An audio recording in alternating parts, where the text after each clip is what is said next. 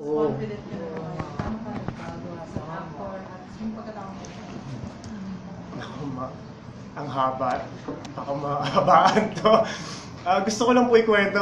Sabi ko nga nung last vloggers kan pagpasensya niyo na ako. Ang dami-dami kong kwento na sinasabi sa inyo kasi yun nga, napaka life-changing nitong proseso ng paggawa nitong film. Paano ako nagbago? Especially after the reviews, ang gandang sinabi mo. Sisimulan ko na sa proseso ng paggawa ng pelikula. Yung mismong pag-uusap pa lang namin ni Direk Joyce, talagang hinila niya yung kumbaga kung nandito po yung aking self-worth or yung ego, sabi ni Direk Joyce, tanggalin mo lahat yan, sabi niya. Tapos tinanong din niya ako, sino ka ba? Sino ka ba? May napatunayan ka na ba? Marami siyang tinanong sa akin.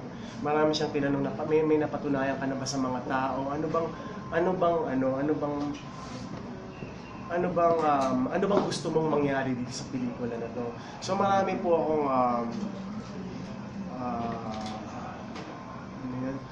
marami po akong na-realize dito habang nag-uusap kami ni Direk Joyce. Na sinasabi niya na kailangan mag-focus ka sa bawat eksena. And hindi lang, more than the film is yung mismong pagkatao mo ayusin mo. Kasi kung hindi mo kilala ang sarili mo, paano mo ita-translate yan sa pelikula? So, sabi niya, you have to be relaxed, you have to open yourself up to people. And sabi niya, hindi naman daw niya ako ginajudge. Hindi kita ginajudge siya. Wala ako doon. Nandito ako bilang director mo to bring out the best in you.